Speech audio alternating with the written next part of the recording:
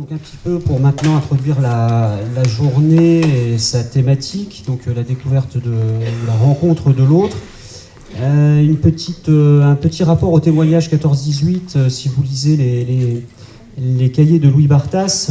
Louis Barthas était tonnelier dans l'Aude et il est mobilisé dès août 1914. Et dans le cadre justement de son histoire et de son parcours dans la Grande Guerre, il se retrouve, lui, tonnelier de Peyrac-Minervois dans l'Aude, confronté à un régiment de Bretons. Et il découvre donc la Bretagne et il dit, il écrit mais qu'est-ce qu'ils boivent ces Bretons, qu'est-ce qu'ils boivent?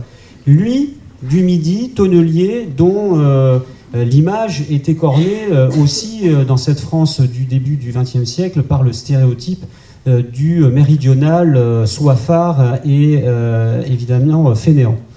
Tout ça pour dire que toutes ces anecdotes que l'on lit dans les témoignages des combattants de la Grande Guerre disent le brassage qui est au cœur de ce conflit par la masse des soldats qui sont mobilisés et qui viennent d'horizons tout à fait différents.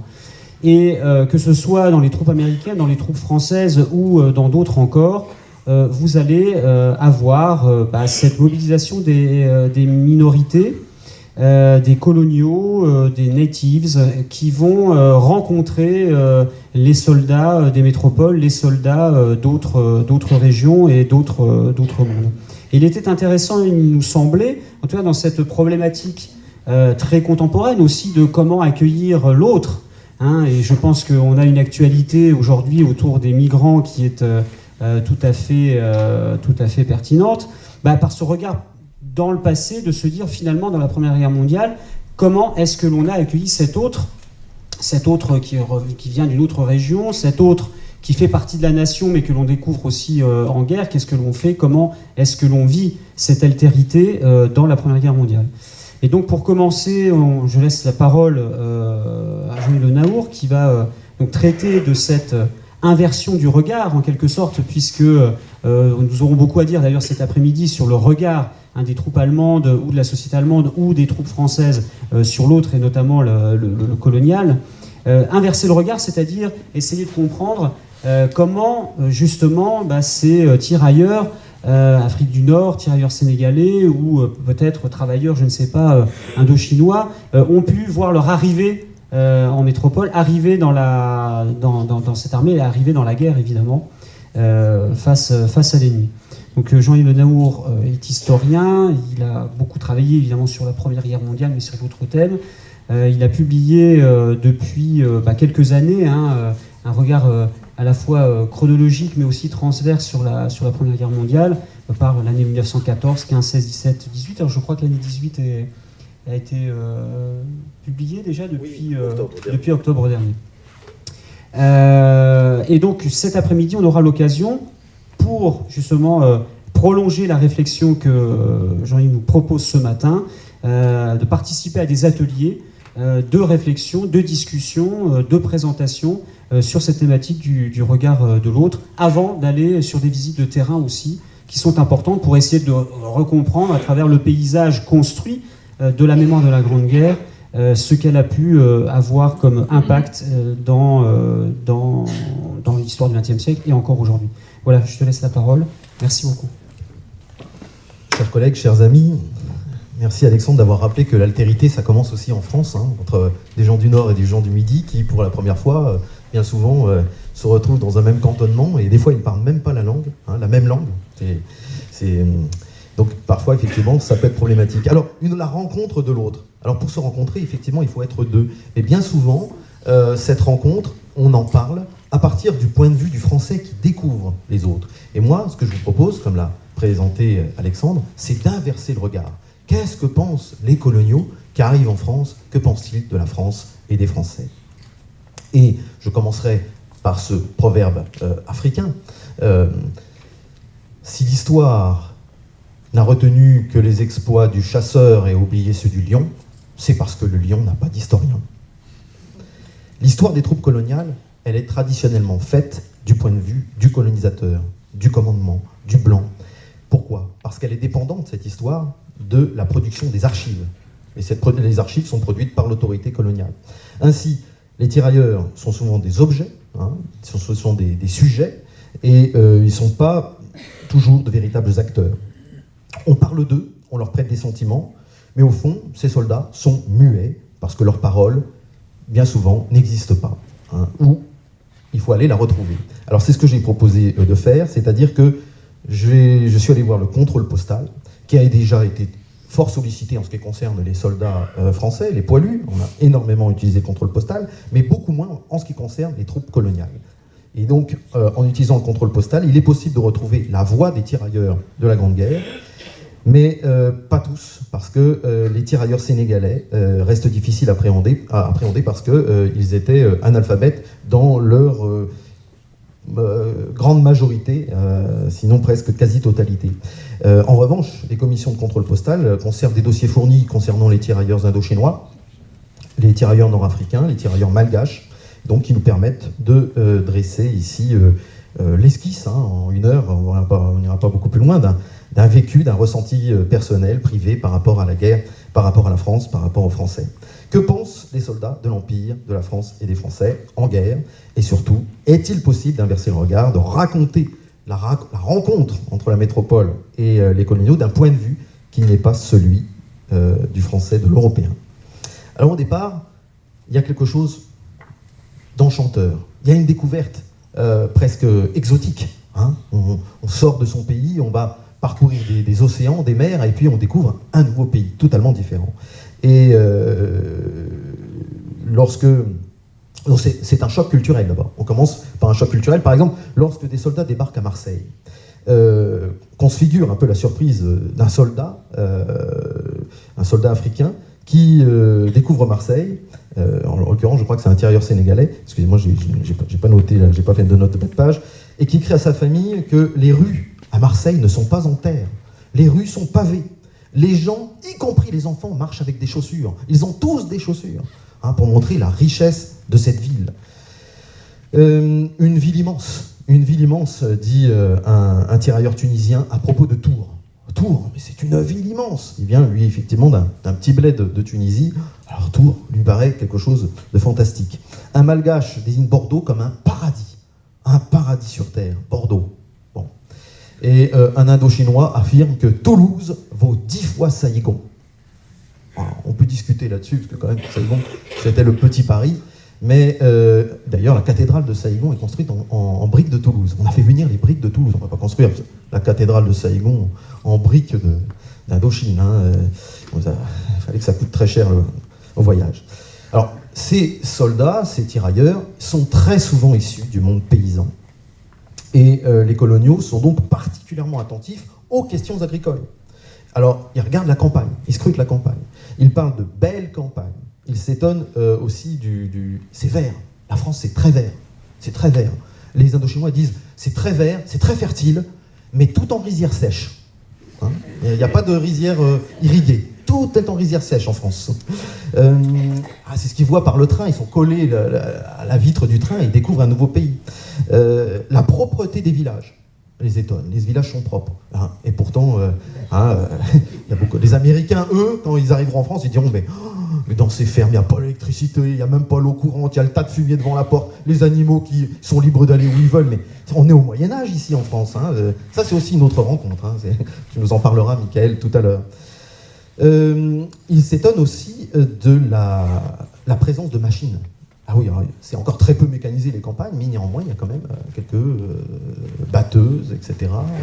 Et donc tout ça, évidemment, fait impression. Et puis on s'extasie sur le bétail. Sur le bétail, un malgache trouve les poulets français bien plus gros que les poulets malgaches. Et il soutient même que leur chair est meilleure, sans doute parce qu'ici on donne du grain aux poules et aux canards, alors qu'au pays, en Madagascar, les poules, elles mangent où elles veulent, et puis c'est des petites poules. Bon. Et après les appréciations sur la qualité de la terre, des cultures, des troupeaux, eh bien vient la découverte aussi du climat, le temps. Qu'est-ce qu'on raconte? On raconte effectivement la terre est verte, très fertile, etc. Ici, il y a des gros poulets, oh là là, tu verrais les bœufs, ils sont énormes, etc. Puis après, on dit, mais alors le temps, ici, il fait ci, il fait ça. C'est pas du tout comme chez nous. Alors, les saisons, un climat tempéré, les Indochinois, par exemple, découvrent la neige. Ils n'avaient jamais vu de neige. Mais comment expliquer dans une lettre la neige à la famille qui est restée au pays? Comment expliquer? Alors, on utilise des métaphores. Il y a un soldat qui parle du coton. Oui, c'est comme du coton qui tomberait en abondance sur le sol et qui recouvrirait le sol d'une épaisse couche blanche. Un autre dit, c'est comme si la nature était blanche comme le lait. Voilà. Donc, vous voyez, dans les lettres, on essaye d'expliquer, mais c'est pas très évident. Globalement, on se plaint du froid. Certains même parlent d'un climat absolument insupportable. L'eau se transforme en glace, dit-on ici, et cette glace est si épaisse que les gens peuvent marcher dessus sans la briser. C'est très étonnant, évidemment, quand on vient de pays subtropicaux. Un tirailleur nord-africain est surtout déprimé par le ciel plombé des régions du nord de la France, où il combat, et il écrit, avec des considérations religieuses, le brouillard, les nuages règnent en permanence. J'avais noté ça. Le pays très froid, la pluie et la neige ne cessent de tomber, le brouillard et les nuages règnent en permanence, le soleil ne se montre qu'à de rares intervalles, la Qibla, c'est-à-dire la direction de la Mecque, pour faire les prières, je ne puis même pas la déterminer. Alors je fais cependant mes prières en purifiant avec du sable, etc. Mais bon, voilà. Le climat est plombé, je ne peux même pas voir la direction de la Mecque. Bon, c'est un peu éprouvant, ce froid, cette glace, l'hiver. Et puis que de coutumes étranges qu'on rapporte dans le courrier. Un pays fantastique, mais avec des coutumes étranges. Un Indochinois, par exemple, remarquait qu'ici, en France, les hommes et les femmes, les enfants, se font la bise. Chose absolument inconnue en Asie. Ils s'embrassent devant tout le monde, écrit-il, entre parents, entre connaissances, entre amants, entre époux. Cela n'est pas honnête du tout. Ça ne se fait pas. Voilà. Mais vous savez, les Américains, quand ils arrivent en France, excuse-moi, Michael, eh bien, ils vont voir des poilus à la gare et leurs épouses qui s'embrassent, des gens qui s'embrassent dans la rue. Ça ne se fait pas non plus aux États-Unis. Vous avez le journaliste Ring Larner, qui vient pour couvrir la guerre pour le Washington Post, il dit « Ils s'embrassent dans la rue et cela ne choque personne, sauf nous autres, bouseux de l'Illinois. » Oui, il venait de l'Illinois, vous l'avez compris. Bien, donc, c'est pas honnête du tout de s'embrasser. Il en conclut donc dans sa lettre qu'en France, les gens sont pervertis. Et le même individu note encore que les Français n'ont pas le culte de la famille, et ils n'ont pas de respect pour les morts. Pourquoi? Ça peut nous surprendre. Pourquoi? Parce qu'ils ne font pas de funérailles grandioses. Une simple voiture tirée par un mulet conduit la dépouille au cimetière. On ne sacrifie pas de l'argent lors des inhumations.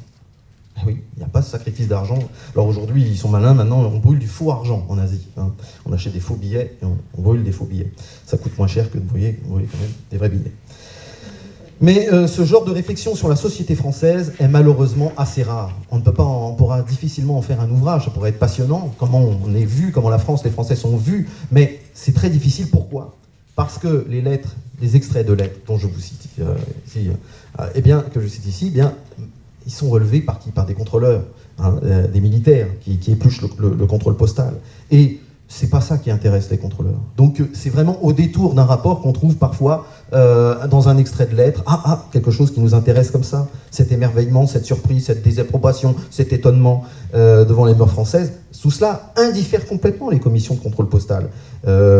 Qu'est-ce qu'on leur demande, les commissions de contrôle postal? On leur demande de sonder le moral des indigènes, de rendre compte de leur combativité, de leur détermination, de leur rapport à la discipline, de leur loyauté, de leur éventuelle récrimination pour tenter de les corriger. Donc, pas question de faire de l'ethnologie, on s'en moque complètement. C'est pas le but des commissions de contrôle postal qui se désintéressent donc largement du côté culturel, et donc c'est difficile réellement d'inverser le regard. On restera toujours dans des bribes. Parce que voilà, les archives nous limitent.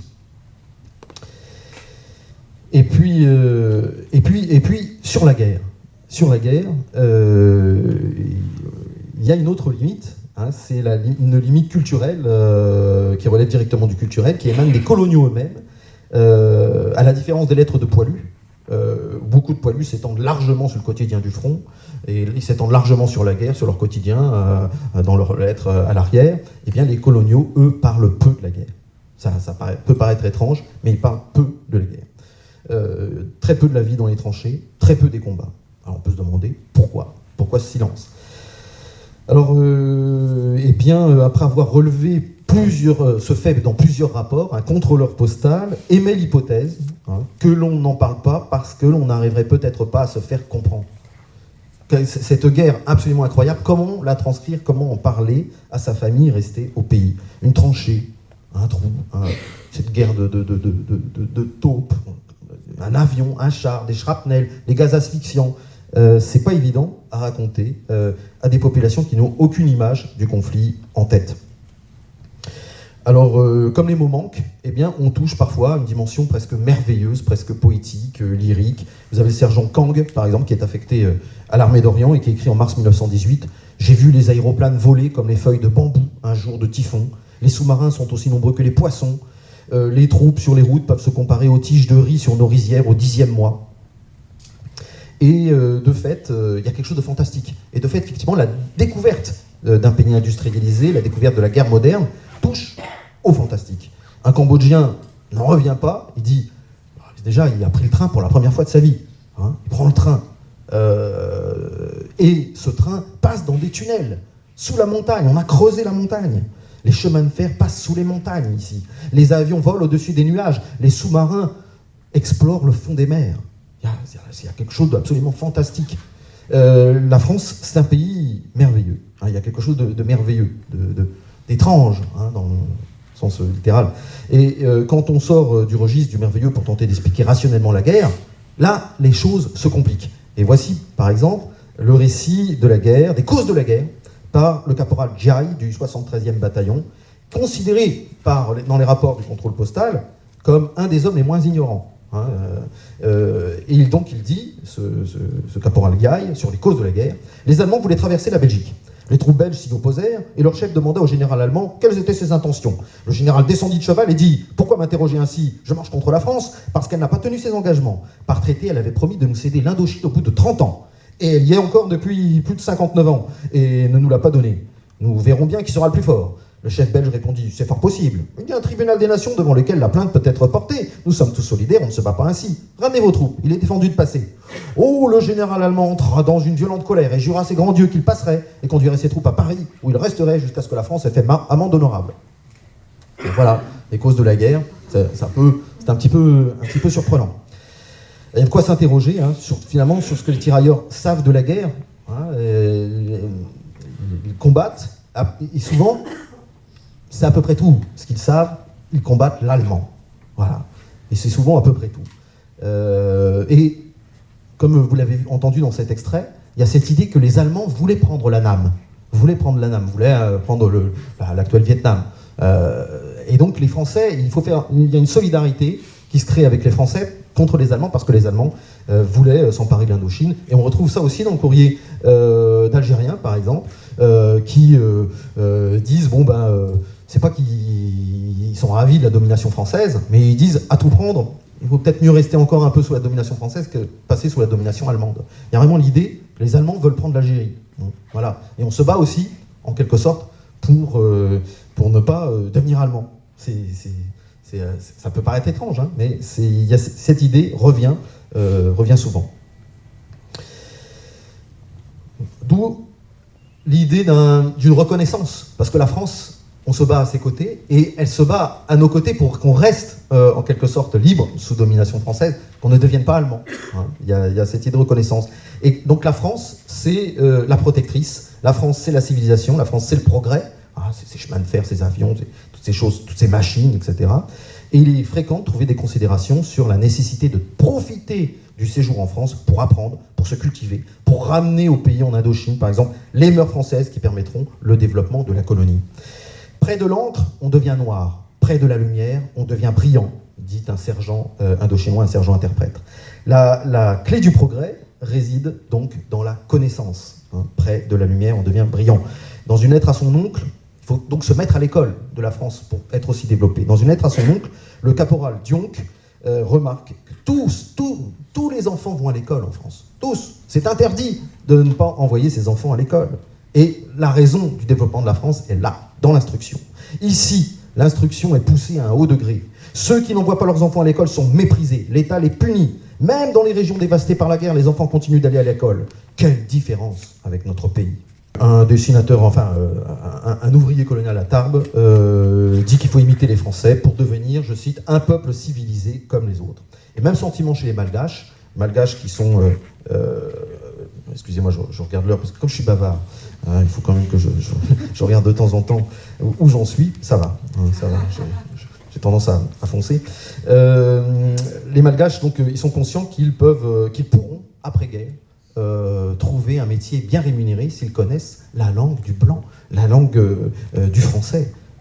Donc, se mettre à l'école. Et j'ai trouvé même des lettres, parce que ces lettres, souvent, elles sont traduites. Par les commissions de contrôle postal, elles sont écrites dans les langues locales et elles sont traduites par les contrôleurs. Et parfois, il y a des lettres qui sont écrites en français. Et notamment ce Malgache, qui écrit avec beaucoup de fautes, mais il écrit en français à sa famille, sachant que sa famille ne comprend pas le français. Mais il écrit en français pour montrer que, vous avez vu, je maîtrise maintenant le français. Je me suis élevé par rapport à vous, vous ne comprenez pas cette lettre. Et il dit, dans cette lettre en français, tu demanderas à l'instituteur de te la traduire. Je ne sais plus la langue malgache. Il existe donc un réel sentiment de reconnaissance, d'admiration, une certaine forme d'amour, ou de respect, de fascination pour la France, qu'on retrouve tout particulièrement chez les Malgaches. La France qui nous considère comme ses enfants est bonne pour nous, dit l'un. La France est une bonne mère qui désire notre bien, dit un autre. La France est un Dieu descendu sur la terre. Il m'est impossible de vous faire comprendre son génie. Il fait plaisir d'entendre ça. Sauf que, vous allez voir que ça va se compliquer par la suite. Tout le papier du monde ne me suffirait pas si je voulais écrire toutes les merveilles que je vois ici. Et le Tunisien Mohamed Salah s'enflamme lui aussi, et il écrit « Que la France vive, elle qui représente le droit des gens ». Globalement, ce qui étonne les coloniaux, c'est de ne pas retrouver... La France est vraiment un pays fantastique sur ce plan-là, c'est qu'ils s'attendaient à trouver le racisme institutionnalisé qui existe dans les colonies, où il y a des dominants et des dominés. Et ils ne retrouvent pas en France la morgue, l'esprit de supériorité des colons qu'ils ont effectivement dans les colonies. Ils ne retrouvent pas la stricte hiérarchie des races qui assigne une place à chacun dans la colonie. En France métropolitaine règne l'égalité. Les soldats coloniaux sont considérés par les Français comme des poilus exotiques, bien sûr, qui viennent d'ailleurs, mais des poilus. On les embrasse, on leur donne des fleurs, on leur donne du vin sur leur passage. C'est quelque chose qu'on ne connaît pas dans les colonies, surtout est embrassé par une blanche. Je vais revenir sur cette question. Cette expérience de l'égalité est toute nouvelle pour eux, et ils en sont étonnés. Et ils le rapportent dans leurs lettres. Je vous cite donc d'un télégraphiste malgache qui, avec émotion, écrit « La sympathie des Vazara, des Européens, pour nous, est vraiment très grande. Les gens d'ici honorent les étrangers. Nous ne voyons pas dans ce pays l'injustice. Nous n'y côtoyons que la justice et la liberté. Ces gens nous aiment plus que leurs propres parents. Et ils ne sont qu'auchons d'entre eux que ceux qui sont dans notre pays. Tandis qu'ici, il n'y en a pas de meilleur ni de plus convenable. » Écrit Ahmed Ben Aya. Autre exemple, ils nous soignent aussi bien que leurs enfants. Je dois vous dire que rien ne nous manque, dit un salarié agricole, Belkacem Ben Mohamed. Tous les gens sont gentils pour nous, dit un autre. Nous avons tout ce que nous désirons, encore un autre. Et voilà. Donc il y a cette espèce de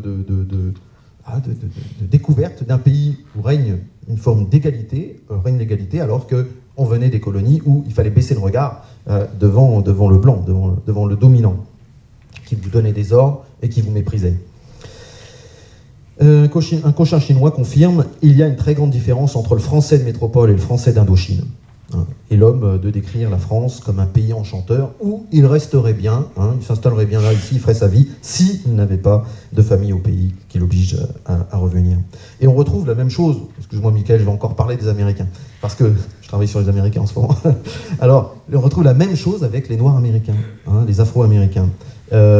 Ils connaissent aux États-Unis la ségrégation et ils découvrent un pays sans ségrégation. On peut s'asseoir au café à côté de blancs et non seulement on s'assoit à côté de Français, mais ces Français vous payent le coup. C'est quelque chose d'incroyable. Des Françaises qui vous embrassent. Aux États-Unis, c'est absolument impossible. Voilà. Et vous avez un Noir qui écrit à sa mère et qui dit ici, il faut que je me regarde dans un miroir pour découvrir que je suis noir. Voilà. Et vous avez un certain nombre de soldats qui vont revenir aux États-Unis. Ça se passera parfois un peu mal parce qu'ils auront oublié un petit peu les réflexes de la ségrégation, ou ils vont les défier. Un soldat qui va aller dans un bar réservé aux blancs, voilà, bon, il va se faire lyncher. C'était pas... voilà. Donc oui, vous avez le premier aviateur noir américain, le premier aviateur noir de l'histoire, Eugène Bullard, il est dans l'armée française. Il a comme devise sur son appareil, ici tout sang coule rouge. La France n'a pas de préjugés de couleur. Bon, comment dire, peut-être qu'il s'illusionne un peu. Bien sûr, la France n'est pas raciste, mais il y a des racistes en France. Et il y a un racisme paternaliste à l'endroit qui n'a rien à voir avec le racisme ségrégationniste, racial, biologique, qu'on peut trouver ailleurs. Mais le Yabon Banaya, évidemment, ça fait partie d'un racisme paternaliste qui existe, mais que ne voient pas nécessairement les Afro-Américains, par exemple, parce que pour eux, l'absence de ségrégation fait que la France est un pays enchanteur. Alors, la découverte de la France, ce pays merveilleux, etc., la découverte de la France, la rencontre avec les Français passe avant tout et surtout par les femmes. Par les femmes. Dans les colonies, coucher avec une femme blanche, c'est impossible. Ça relève du fantasme inaccessible. Alors qu'en métropole, cet exotisme sexuel devient réalité. On peut assouvir ce fantasme. Cependant, pas tous. C'est-à-dire que les ouvriers coloniaux, eux, ils peuvent avoir des bonnes fortunes amoureuses parce que les ouvriers coloniaux travaillent dans des usines, aux côtés de Français, aux côtés de Françaises, pendant des mois, pendant des années même. Donc, il y a des amitiés qui se font, ils sont invités dans les familles, etc. Bon, il y a des flirts, il y a parfois des mariages, il y a des enfants. Oui. Il y a des liaisons. En revanche, les tirailleurs, eux, ils sont tout le temps en déplacement, en dehors des camps d'hivernage dans le Midi, durant l'hiver. Donc il est beaucoup plus difficile d'avoir une liaison durable, une liaison amoureuse que pour les ouvriers. Cela va de soi. Ils sont complets en constant déplacement. Alors, néanmoins, ils connaissent aussi l'amour avec les blanches, mais ça n'a rien à voir avec l'amour, puisque c'est la fréquentation sexuelle c'est la fréquentation des professionnels du sexe, et en maison de tolérance ou non. Et à la limite, peu importe, parce qu'il y a, enfin peu importe, non, c'est quand même pas la même chose, mais il y a un tabou qui tombe, bien sûr. Il y a un tabou qui est en train de tomber, c'est l'inaccessibilité de la femme blanche. Et donc il y a un pan de l'ordre colonial qui est en train de tomber parce que cet ordre colonial repose naturellement sur l'inégalité des rapports raciaux, des rapports sociaux, etc. Et les contrôleurs postaux, quand ils voient des lettres d'amour, etc., ils le savent parfaitement, parce qu'ils les arrêtent immédiatement, les lettres d'amour des tirailleurs vers une femme à tel endroit, ou les lettres d'amour d'une femme adressée à un tirailleur. Jamais le tirailleur ne recevra cette lettre d'amour. Jamais la femme ne recevra cette lettre d'amour. Il faut interrompre cette relation, parce que tout cela menace l'ordre colonial. Et puis, dans les courriers, on pourchasse également les appréciations péjoratives sur la liberté des mœurs des Françaises. Donc ça, on les relève, on dit attention. On arrête aussi les photographies, car dans le courrier, surtout le courrier des Indochinois d'ailleurs, il y a énormément de photographies, de cartes postales, photographies obscènes, parfois, ou pas, de femmes nues, de nudité, qu'on achète dans les maisons de tolérance ou sous le manteau. Ça fascine, parce qu'on les envoie au pays, dans les lettres, on les envoie, et bien souvent on ment en disant « Regarde, c'est ma petite amie, voilà, j'en ai 3 comme ça, toi tu es au pays, quel dommage, voilà.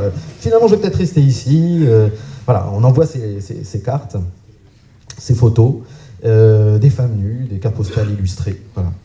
Je vous ai dit essentiellement les Indochinois, bon, comme ça. Un rapport de décembre 1918 précise que de 1916 à 1918, depuis que le service de censure postale fonctionne, on a arrêté 5534 nudités, 1351 déshabillés, 169 baigneuses, 448 baisers et 765 photographies de Français, tout simplement habillés, et 1014 photos de couples mixtes, de photos d'un tirailleur avec sa Française. Tout cela a été arrêté. Mais il en passe quand même, si bien qu'on crée un contrôle postal au départ et un contrôle postal à l'arrivée. À Saïgon pour éplucher, ou à Alger, ou à Tunis pour éplucher aussi tout ce qui est passé. Très souvent, je vous l'ai dit, hein, dans le courrier, on dit c'est ma maîtresse, hein, on se vante, et puis on les fait enrager. Taïeb Gananchi, par exemple, Taïeb Gananchi, nord-africain, dit « Oh, si tu le désires, je t'enverrai un wagon de jeunes filles françaises. Car ici, nous en avons des quantités à notre disposition. » Et puis, il y a des appréciations curieuses sur les femmes qu'il fréquente. Un sergent indochinois, interprète à Toulouse, confie que le soir, la rue est pleine de jeunes beautés qui s'étalent à vos vues et qui éveillent vos sens. L'apparence est des plus charmantes, mais quand on est avec ces femmes, on constate avec amertume que leurs organes sexuels sont de la proportion de ceux des ânesses. Bon, sans commentaire. Alors, ils sont aussi surpris d'être racolés. Ils sont racolés, évidemment, par les prostituées. Hein, des hommes loin de chez eux pendant longtemps. Souvent, les ouvriers, ils ont juste une bonne paye, les ouvriers. Hein, par rapport à, c'est pour ça qu'ils sont engagés. Hein, ils ont une bonne paye par rapport à leur pays. Et donc, ils sont souvent racolés. Et ils sont surpris que des femmes blanches les interpellent en disant « Tu es beau, tu veux venir avec moi, etc. » Et tout d'un coup, dans leur lettre, ils disent « Oh là là, qu'est-ce que je suis un séducteur, on n'était jamais aperçu. » Et en réalité, leur charme exotique en réalité vaut moins que l'argent qu'ils ont entre leurs mains, hein, bien sûr. Mais quand même, il y en a qui ne sont pas assez dupes hein, qui le reconnaissent honnêtement et qui écrivent « Plus on séduit, plus les poches se vident, car les demoiselles font l'amour surtout avec nos porte-monnaies. » Alors avec cette découverte du corps des femmes françaises, c'est aussi, je vous l'ai dit, une revanche coloniale qui s'opère. Une revanche. Et là, il commence à y avoir un discours aussi plus dur, un discours revanchard. À Saïgon, j'en avais peur comme de ma mère, des femmes blanches, écrit le sergent de Goy. Hein. Maintenant, je me moque d'elles. Un caporal se réjouit qu'il y ait désormais des métisses de françaises et d'anamites, et non plus seulement, comme en Indochine, de métisses, d'anamites et de français. Hein. Donc il y a une idée de reconquête de dignité, de revanche sur l'ordre colonial. Un camarade resté à Madagascar excite son ami qui est travailleur dans une usine à se venger de la domination coloniale. Nous ont-elles assez regardés comme des lépreux? Eh bien vas-y aujourd'hui, t'en prive pas, donne-t'en le plus possible. Hein, il y a vraiment une idée de revanche. Et les Françaises, bien souvent, puisque les Françaises qui vont fréquenter souvent sont des prostituées, eh bien les Françaises vont peu à peu être assimilées aux prostituées, parce qu'elles sont vues comme libres de mœurs. Vous savez, pour les soldats américains blancs, il y a aussi cette idée que les Françaises sont très légères, sont très frivoles. Il y a un soldat américain qui écrit dans son courrier, à Paris, sur 10 femmes, il y en a 8 qui sont prêtes à forniquer avec vous. Donc oui, il fréquente les prostituées, donc il croit que toutes les femmes françaises sont des prostituées. Donc les femmes françaises sont libres de mœurs, sans aucune pudeur, elles sont immorales, elles sont corrompues. Alors il y a ceux qui s'en réjouissent, hein, et ceux qui s'en offusquent en regrettant les femmes du pays, hein, qui sont beaucoup plus vertueuses, beaucoup plus morales. Mais quand même, un mythe colonial, un mythe est tombé. Hein, il faudra que, dans la colonie, quand on reviendra, il faudra que dans la colonie, on sache ce que valent les femmes françaises. Hein, revanche. Alors il existe de vraies histoires d'amour avec des ouvriers plus souvent qu'avec des tirailleurs, des couples qui se forment, des enfants qui viennent au jour, et des tendres sentiments, des lettres d'amour, des descriptions voilà, de beauté, des poèmes, et aussi des demandes d'autorisation faites aux parents pour convoler en juste noces. Alors c'est pas facile pour se marier, c'est pas facile, parce que quand on est un tirailleur, il faut l'autorisation de l'armée, du commandement. Et inutile de vous dire qu'on la refuse. Hein. On essaye de casser au maximum, hein, de casser les relations, de couper les relations. On ne distribue pas le courrier, on le saisit quand il y a une lettre d'amour. Donc quand il y a un tirailleur qui demande une Française en mariage, alors là, la vie est bien souvent négative. Mais le problème, c'est qu'on ne peut pas, en ce qui concerne les ouvriers et les Françaises, on ne peut pas les empêcher. Il y a des lois, et voilà, on peut se marier, et surtout quand c'est la Française elle-même qui fait les démarches. Alors, que font les contrôleurs postaux, les officiers interprètes? Eh bien, ils vont voir directement la femme, ils vont voir les parents, et ils essayent de les dissuader dans leurs entreprises en disant mais vous vous rendez pas compte, surtout si elle va dans la colonie, elle sera méprisée à la fois. D'ailleurs, c'est pas une vue de l'esprit, méprisée à la fois par les Blancs, mais elle sera aussi méprisée par les indigènes. Hein. Il y aura ce double mépris. Et en plus, ici, le travailleur ou le tirailleur, il a un peu d'argent, mais là-bas, hein, comment vivra votre fille ? Elle gagnera 3 francs 6 sous, ça sera la misère noire, ça n'a rien à voir. Il y a un fantasme de l'exotisme, un fantasme d'orientalisme avec les Nord-Africains. Et c'est vrai qu'il y a des gourdes qui écrivent en disant comme ce doit être beau chez toi avec les tapis en soie le long du mur, etc. Hein, c'est sans doute pas comme ça dans la pauvre Casbah, hein, dans la Mechta, etc. Mais voilà, il y a aussi cette fascination orientaliste. Et les officiers interprètes, en fin d'argument, eh ben, ils présentent des photos de noirs ou d'indigènes nus, complètement nus, de femmes nues, et puis en disant voilà, c'est comme ça qu'elle devra vivre, votre fille, hein, pour essayer que le père renonce à donner son consentement, ou à dissuade, en tout cas, dissuade la fille d'épouser l'ouvrier colonial. Mais bon, il y a des histoires d'amour. Hein. Il y a des histoires d'amour, il y a des mariages malgré tout. Un ouvrier de la poudrerie de Saint-Médard, par exemple, raconte que le dimanche, il se promène en ville accompagné de sa maîtresse, que ses parents l'aiment beaucoup, qu'il vient chez eux le dimanche. Il ne me laisse aller nulle part, me garde chez eux, me considère comme leur propre enfant. Bon alors, il y a aussi un certain nombre de malotrus qui promettent le mariage pour arriver à leur fin aussi, et puis qui oublient aussi de déclarer qu'ils sont déjà mariés. Alors, comme l'armée fait une enquête, avant de donner aussi son avis, ben on découvre qu'il y a un certain nombre d'hommes qui sont mariés. Alors là, l'affaire est close, hein, bien sûr, parce qu'on ne peut pas être bigame en France. Bon, en tout cas, il y a ces histoires d'amour, donc on peut casser facilement pour les tirailleurs. Pour les ouvriers, c'est plus difficile de les casser. Mais on y arrive quand même, par exemple, en déplaçant l'ouvrier.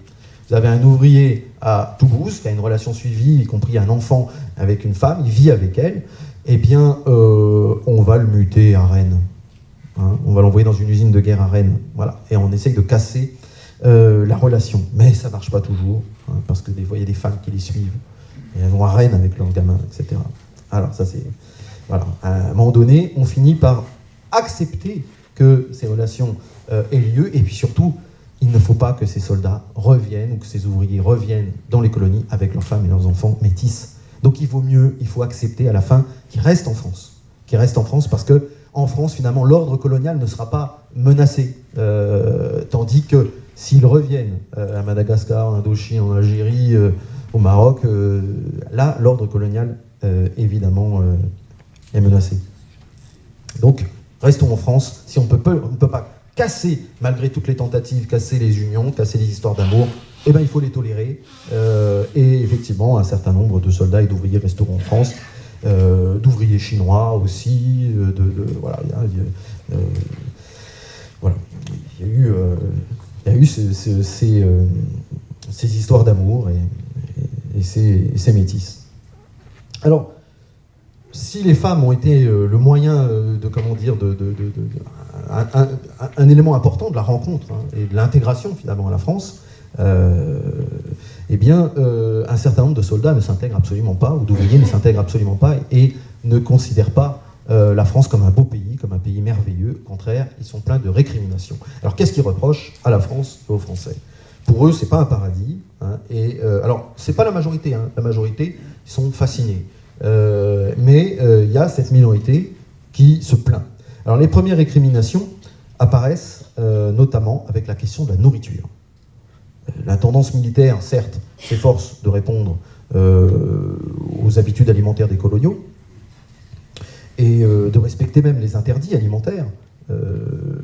Par exemple, en ce qui concerne les musulmans, hein, de servir de la viande rituelle, hein, abattue selon le rite musulman, mais c'est pas toujours possible. C'est pas toujours possible, il y a les approvisionnements, etc.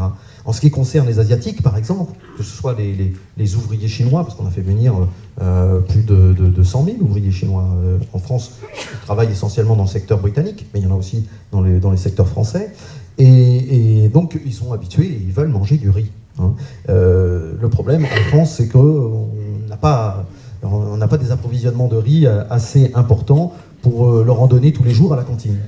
Alors, ils ne sont pas contents. Les Indochinois, les Indochinois, les Chinois ne sont absolument pas contents quand il n'y a pas de riz. On remplace le riz par du pain, on augmente les portions de légumes quand il n'y a pas de riz, mais il n'en reste pas moins qu'il y a parfois même des refus de travailler des Chinois parce qu'ils n'ont pas de riz. Il n'y a pas de Noknam, il n'y a pas d'alcool de riz, il faut se contenter du rata, pommes de terre, haricots, macaronis, morceaux de viande, tout cuit ensemble, sans épices. La nourriture est fade. Pour les coloniaux. Ici, on mange, voilà, c'est pas bon, c'est fade. Comme les tirailleurs coloniaux ne peuvent pas compter sur les colis des familles, hein, parce que les poilus peuvent compter sur les colis, mais là, les tirailleurs ne peuvent pas. Et donc, ils manifestent souvent des critiques contre la mauvaise qualité de la nourriture qu'on leur fait manger. Du côté des Nord-Africains, je l'ai déjà laissé entendre, il y a un problème qui est d'un autre ordre, qui ne relève pas du goût, mais de l'observation du culte musulman. Je vous l'ai dit qu'on fait tout pour livrer de la viande abattue rituellement. Mais il y a un certain nombre, mais des fois c'est pas le cas, et il y a un certain nombre de soldats qui doutent du caractère islamique halal de la viande, et donc ils n'en mangent pas, ou ils se méfient. Voilà. Ils ont des appréciations sur les Français comme des blasphémateurs. C'est un pays de mécréants qui respecte rien, qui respecte pas la religion. Alors, ils ne respectent pas la religion musulmane, bon, à la limite, on peut comprendre, mais il y a aussi cette idée que c'est pas un peuple religieux, qui ne croit pas en Dieu, et donc un pays absolument scandaleux, blasphémateur et mécréant. Dans ce pays, dit Mohamed Arif, originaire de Kafsa, dans ce pays, les gens mangent des choses prohibées. Ils boivent du vin, ils portent le chapeau, je ne savais pas que le chapeau était prohibé, mais enfin, ils portent le chapeau et mangent de la viande non abattue selon le rite. Et ce qui effraie le plus les fidèles musulmans, c'est encore la contagion morale qui s'opère entre, d'un côté, les Français, bien sûr, et les tirailleurs musulmans, tirailleurs algériens, marocains et tunisiens. Il y a une contagion morale, il y a un délitement de l'observance des exigences de l'islam en France, au contact des autres poilus. On ne fait plus les prières. Le ramadan, quand vous êtes soldat dans les tranchées, le commandement a prescrit de ne pas observer le ramadan. Ah oui, mais le commandement a prescrit, on s'est même tourné vers des autorités islamiques importantes, des imams importants qui ont dit oui, qu'en temps de guerre, comme quand on est malade, quand on est vieux, on a le droit de ne pas faire le ramadan parce qu'il faut avoir ses forces pour se battre. Mais cette décision passe mal. Et ces imams qui ont donné cette autorisation, ils sont vus comme des bénis oui-oui de l'ordre colonial. Donc vous avez des soldats qui refusent, malgré tout, cette prescription. Et on ne peut pas forcer un soldat à manger. Vous ne pouvez pas le forcer. Donc il y a ces soldats qui font le ramadan, même si il n'est pas prescrit. Mais voilà, c'est pas la majorité. Hein. Il y a ceux qui font le ramadan, il y a ceux qui ne le font pas. Et il y a ces côtés, voilà, en France, c'est la fin de l'islam, on est en train de devenir des mécréants comme les Français. Nous ne fréquentons que des Français, et je n'ai trouvé parmi eux que des blasphémateurs, écrit un ouvrier. Étant donné le milieu où on vit, pour vouloir éviter un péché équivaudrait à tenter de remplir un verre sans fond. Tout ce que je peux faire, c'est de m'abstenir de boire du vin et de manger du porc. Quant au reste, nous sommes, à notre corps défendant, complètement adaptés à cette vie de chrétien en raison de l'ambiance. Un autre se lamente, le mal est réel, la religion est tombée, le ramadan ne se pratique plus. Nous sommes pris dans ce pays et nous demandons à Dieu de nous délivrer de ces contrées pénibles et de ne pas nous retenir ici. Alors pour être exact, d'ailleurs je l'ai un peu indiqué, cette idée de livrer la viande rituelle, l'armée française fait tout. Alors là, on est très loin de la laïcité, elle fait absolument tout pour contenter les soldats musulmans. Elle le fait d'autant plus qu'à l'époque, les Allemands essayent de dresser les musulmans contre la France. Ils ont poussé, quand l'Empire ottoman est entré en guerre, en octobre 1914, ils ont poussé le sultan à déclarer la guerre sainte contre les chrétiens, mais pas tous les chrétiens, évidemment pas les Allemands ni les Autrichiens, mais contre les chrétiens français, anglais et russes. puisqu'ils ont des empires coloniaux avec beaucoup de sujets musulmans. L'empire allemand compte sur le soulèvement de l'Égypte, compte sur le soulèvement des Indes, compte sur le soulèvement du Maghreb, compte sur le soulèvement de l'Asie centrale russe. Et tout cela va créer va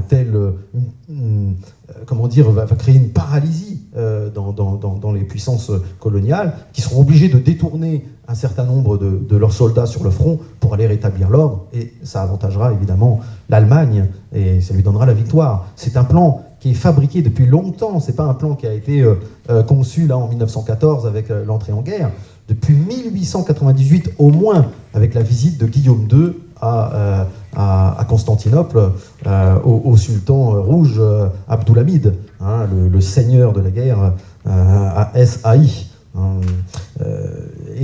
Voilà, c'est vraiment un plan qui est projeté par les Allemands. D'ailleurs, les Allemands, quand ils ont des prisonniers nord-africains, ils les emmènent dans un camp. Il est un seul camp à Zossen, à côté de Berlin, et avec des imams venus de l'Empire ottoman, et ils tentent de les rééduquer. C'est un petit peu ce que fera le Viet Minh pendant la guerre d'Indochine, hein, avec les prisonniers. Le Viet Minh n'a rien inventé. Il y a des tentatives de rééducation où on dit mais pourquoi vous combattez pour les Français, ce sont vos exploiteurs. Avec l'Allemagne, si la France est défaite, ce sera l'indépendance. Hein, donc rejoignez-nous, rejoignez l'armée du sultan, on vous envoie dans l'Empire ottoman. Et bien, sur tous les tirailleurs, les milliers de tirailleurs qui ont été faits prisonniers, il n'y en a que quelques centaines, 500 à 800, qui ont accepté de rejoindre l'Empire ottoman, mais en fait c'était pour quitter les camps allemands où on crevait un peu de faim, et dès qu'ils sont arrivés dans l'armée de l'Empire ottoman, ils ont déserté pour rejoindre les lignes anglaises, et donc c'est un périple absolument fou, mais ça n'a absolument pas marché, la guerre sainte turque poussée par les Allemands, le djihad made in Germany, ça n'a absolument pas marché, mais cependant les Français ont peur, et c'est pour ça, comme la France à l'époque se pose comme une puissance musulmane, elle se considère comme une puissance musulmane, eh bien elle met tout en œuvre pour contenter les tirailleurs musulmans. Alors c'est des imams que l'on amène dans les hôpitaux, voir faire des tournées auprès des tirailleurs, ce sont des mosquées que l'on construit, la première mosquée de France, construite à Nogent-sur-Marne pendant la guerre, à l'hôpital colonial. Hein, et puis il y a ces projets de construire une grande mosquée à Paris. Finalement, ce projet, on en parle pendant la guerre, et puis finalement l'inauguration aura lieu en 1926, hein, je crois, quelque chose comme ça. Il y a, qu'est-ce qu'il y a d'autre? Il y a aussi la viande sacrifiée, l'enterrement, selon le rite musulman, parce qu'au départ, on n'avait pas prévu, il y avait des règlements pour l'enterrement, des fosses communes, des tombes, etc. Mais après, il fallait contenter effectivement les soldats musulmans. Là, il faut les enterrer du côté, avec la tête tournée vers la Mecque, dans un drap blanc. Il ne faut pas mettre une croix, hein, parce qu'au départ, on mettait des croix. Mais oui, on mettait des croix, alors ça ne leur plaisait pas. Hein, bon. Mais alors, la France se pose comme une puissance musulmane, et elle entend contenter tous ses enfants dans la religion qui est la leur. Et malgré tout, il y a toujours ces oppositions. Je vous ai dit, il y a tous ceux qui disent ici, on devient des mécréants comme les Français. Et puis, il y a aussi tous ceux qui en veulent à la France, qui voudraient casser l'ordre colonial, qui voudraient l'indépendance, déjà, ou du moins la défaite de la France, hein, pour se venger.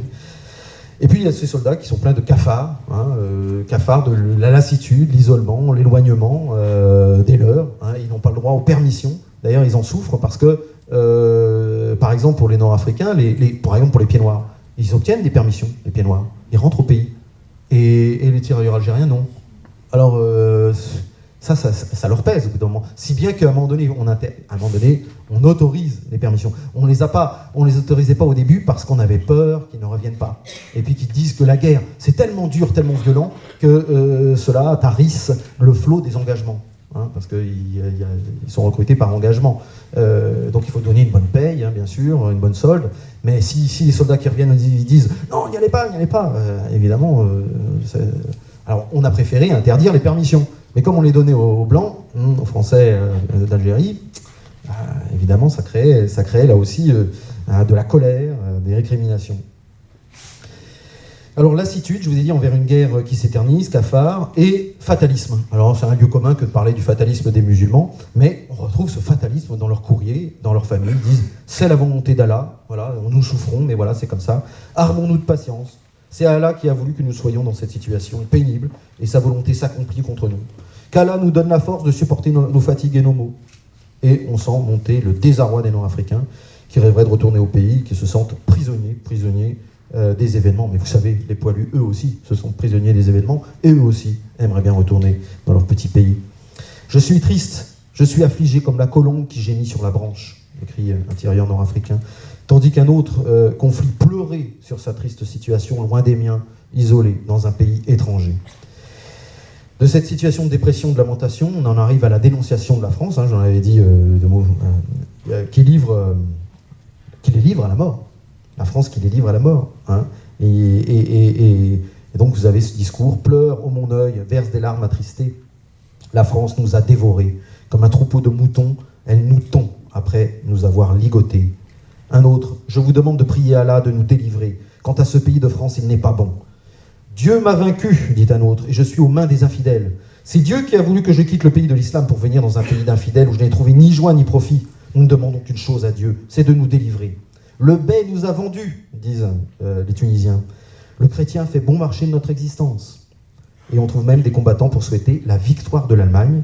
Les Allemands nous vaincront, dit le tirailleur Ben Tahar, et Younes Ben Shelbi renchérit en priant Allah de donner la victoire à la religion de l'islam et au sultan.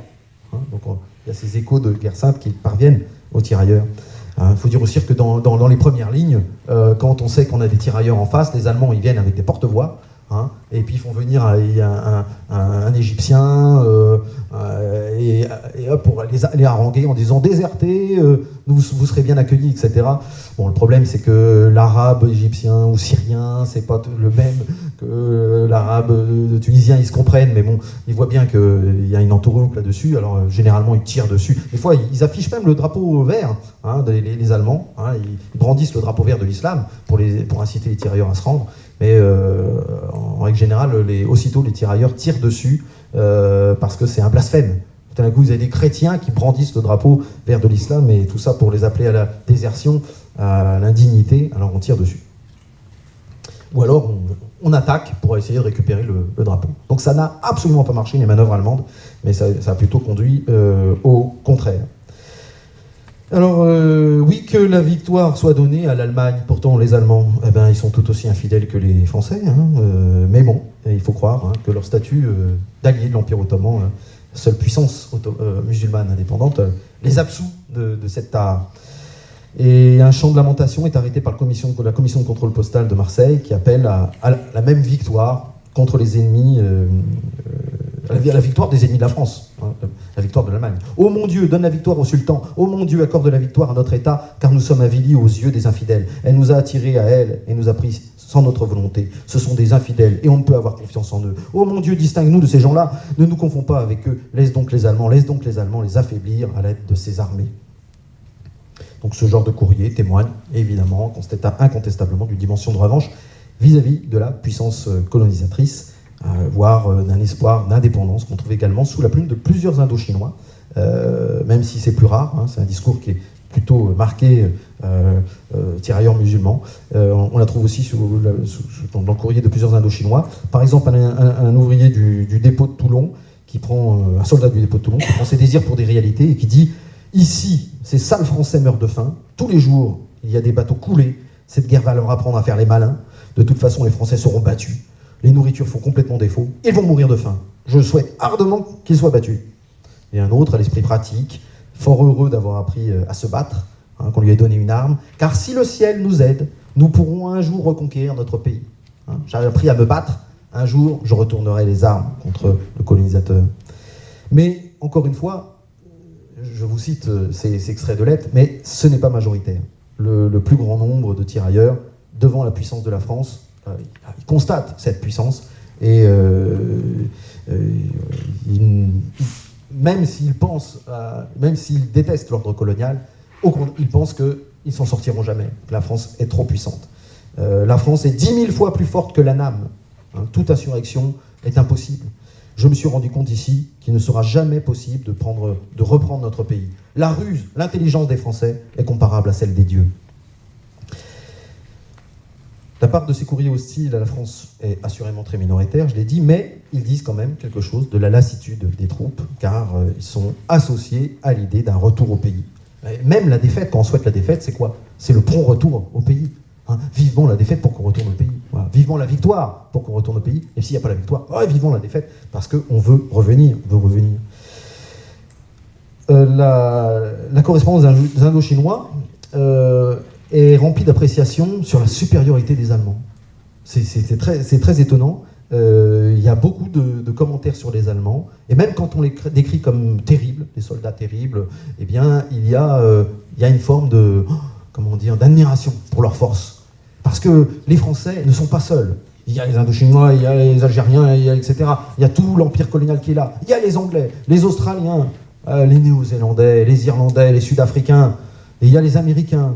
Bon, il y a le monde entier qui est là. Il y a les Belges, les Italiens qui sont en guerre contre l'Allemagne, et l'Allemagne est seule de l'autre côté, et elle les tient en respect. Hein, et parfois elle les bat. Les Allemands sont... Si les Français sont fantastiques, mais les Allemands sont donc encore plus forts. Hein, et on retrouve ça dans le courrier. Comment se fait-il qu'on n'arrive pas à les battre? C'est sans doute que l'Allemand, eh bien, il est encore plus merveilleux que le Français. Hein. Les Allemands ne reculent pas. Hein. Et puis alors donc, qu'est-ce qu'on dit? Qu'est-ce qu'on trouve dans les courriers? La puissance des canons ennemis, la puissance des canons allemands détruirait une ville d'un seul coup. Hein. L'aviation allemande, alors là des commentaires très louangeurs, les Allemands sont les plus forts, leurs aéros peuvent voler très haut, lancer des bombes, les Français se cachent dans des trous, hein, résume un homme en juin 1918. Et un élève de l'école militaire, j'en termine, un élève de l'école militaire qui craint la défaite de la France, compare le nombre de Français morts à celui des sauterelles qui s'abattent sur la Cochinchine, et un caporal dépeint les Français comme des poissons à la saison sèche, qui attendent désespérément la venue de la pluie. Ils sont vraiment à l'agonie. Donc si les Français dotés d'une force considérable et des partants de pays sont tenus en échec par les Allemands, c'est que les Allemands sont invincibles. Les Allemands, et là je cite donc un Indochinois, les Allemands sont d'une puissance surnaturelle. Et ceux qui les ont approchés, des prisonniers, en font une description avantageuse. Alors là c'est un peu bizarre, mais ceux-ci sont blancs, beaux garçons, et paraissent très imposants revêtus de leurs uniformes. Un Allemand peut terrasser 2 Français. J'ai eu l'occasion de voir des Allemands, un interprète Jung, j'ai eu l'occasion de voir des Allemands. Ils sont d'une taille gigantesque, aussi grands que des éléphants.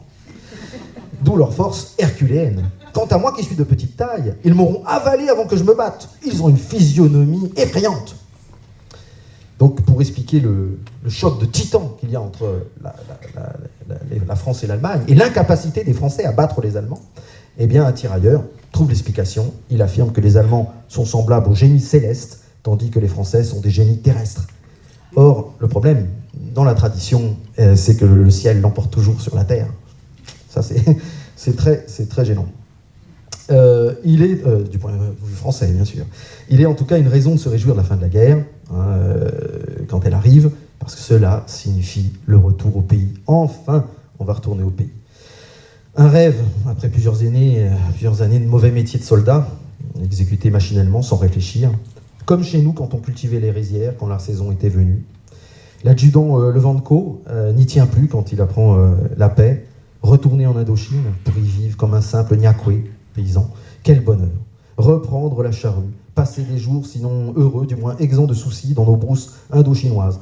Ce sera désormais notre unique, notre plus cher désir. On retrouve exactement la même chose, évidemment, dans la correspondance des poilus. En cela, son rêve, il est complètement identique à celui de ses frères de combat, frères de tranchée, les poilus. Mais les tirailleurs coloniaux repartaient aussi dans leur foyer avec un autre espoir par rapport aux Français.